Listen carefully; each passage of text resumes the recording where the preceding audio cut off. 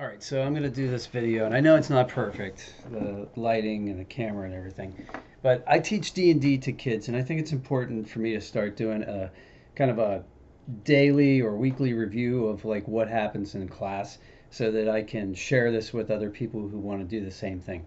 So I teach D&D as an after-school activity, and I think it's really important because it gives a forum for an opportunity for kids to be creative and social and interact with each other and be away kind of from their screens for a minute because I do it all analog with paper, character sheets, and grease. I'm sorry, dry erase markers on maps and that sort of thing, and little figurines, the old school way.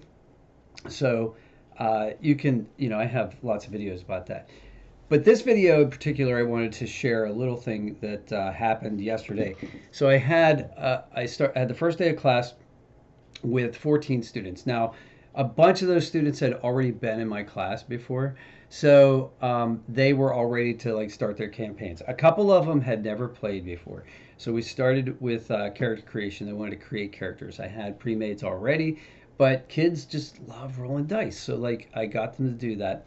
And then I had this group that wanted me to DM, so I got 5 students together, and I was running. I was going to run the Horde of the Dragon Queen, the very first D&D 5e module from book, and right away it went off the rails. So, as it always does, especially with kids, these are middle schoolers. These are all sixth graders. So, that's the kind of age range mentality, and they're so creative. But anyway, they were so excited, so we got started late after we got the characters created. And basically, here's what I wanted to talk about. I wanted to talk about this old school technique that people used to do, which was called simultaneous combat. All right, so I'm telling the story, and I set it up so that they can tell their little backstories. Why are you on this cart that's coming to the town of Greenest? And tell me a little bit about your character and why they're on this cart. So some of them came up with some pretty cool ideas. Some of them were just like, I woke up when I was on this cart and I wonder why. Okay, well that's perfectly legit. That's the way a lot of like video games start, with the amnesiac story. The player discovers as the narrative goes on. Others had the idea that, like the one said, the one very new kid, he said, I'm here to kill King Arthur, and he's not the good King Arthur, he's the bad King Arthur, and the reason is I want revenge on my, for my family. Another really classic story line. So I love that. So anyway, we got 5 kids. One of them still like looking at backgrounds, creating their characters. So there's 4 of them that are at me, and they immediately I tell them the background. They come over a crest in the hill, beautiful sunset behind them, but there's glowing light on the horizon in front of them because the town of Greenest is on fire, and there's a blue dragon, adult blue dragon, who's attacking the keep, and so immediately, it is Dungeons and Dragons, so I always like to introduce a dragon or a dungeon or both as soon as possible. So they all roll for initiative. Well, one person looks in the cart before we're in combat and wants to find something. Rolls a really good investigation check. So I give them some magic javelins, right? So the one player, she says she wants them to be dragon lances. So I said, okay, fine. So we use the stats for dragon lance, right? So a special bonus if you hit a dragon with these. And so she throws one and hits it. Does a lot of damage. Now there's 2 kids. We roll initiative, and 2 kids get a tie, right? And the one kid before said, "Can I go next?" And I did say yes before we rolled initiative, and I probably shouldn't have done that. But I showed them how to roll initiative. They do. They tie. Um, the one kid actually, like, I don't know, he beats the tiebreaker, so he's gonna go.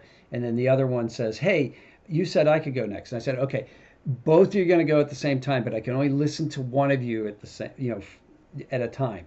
So you describe what you want to do. Blaze, describe what you want to do, and Ronan, you describe what you want to do."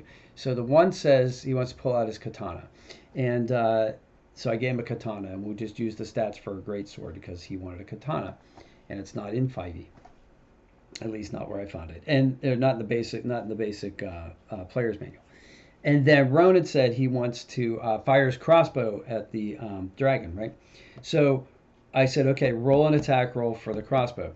So because the dragon's up high and he's not in katana range yet, right? So like the other kid's not gonna be able to hit. So in order to make it dramatic, Ronan rolls and misses his attack roll because it's an adult dragon. It's got an AC of 19, and I explained that to him, and he rolls like a 14. So I said, okay, so your crossbow bolt fires at the blue dragon, and the blue dragon swerves in order to like avoid being hit by the crossbow bolt. Flies down low enough that Blaze's character's katana is in striking distance. Roll your attack roll, and he rolls a really great attack roll, and he hits. And I said, and you cut down you cut the wing of the fibery part of the wing of this blue dragon who now like descends to the ground. And that's when we ran out of time for the day, so that's where they're going to start next time. So we have a nice cliffhanger. The blue dragon's on the ground. The party is surrounding them. There's one guy who's dragonborn. He's a gem dragonborn, and he wants to like be friends with this dragon, or he wants to talk to it. So he's going to be next. So we're going to see how that goes. But I guess my point is, if you got a lot of kids, you got 5 kids at the table, and they all want to go. And if you do combat in turns in D&D 5e or any role-playing game, combat can take a long time, right, to get around the table. So in order to get it around the table faster, you can do a couple things. You can have 2 characters describe what they want to do and have that be resolved at the same time. The other thing this helps with is the help action, which is big in D&D 5e, right? So if somebody gives another character the help action, they give them advantage on what they're trying to do, right? So advantage on attack rolls, really good for rogues, because then they'll get their sneak attack damage. And then it also encourages kids to help each other, right, at the table. So they actually get to work together on a plan, and they see how their actions affect the other player's actions. And I think this is really important, especially at the ages that I teach. I teach 3rd through 5th graders. I teach 6th through 8th graders. Having them realize that their actions affect other people and that it can happen in a positive way, I think is really important. And, this is what we're doing, okay? We're playing a game, yes, 100%. But we're also teaching, right? And what we're really teaching is social skills, teamwork, how to have fun together and not at each other's expense, right? Laughing at situations together as they happen and building confidence and relationships with each other.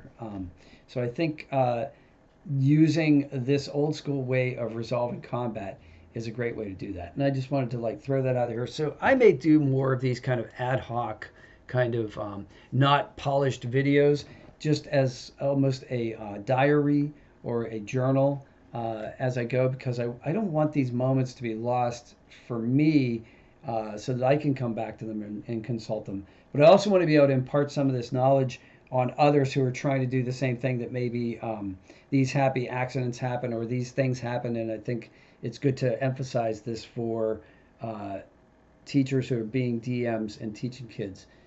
So if you agree, go ahead and put it in the comments. If you have other stories about what you've done when you've run new players or students, and how you keep their interest at the table, especially during combat, which can be really tough, especially the more players you have, I would really like to hear it. So thanks for subscribing to the channel. We're over 15,000 subscribers strong. Our next goal is 20,000, and I appreciate it if you'd hit that subscribe button. So I'll see you on the next one, and have a great day out there. Thanks.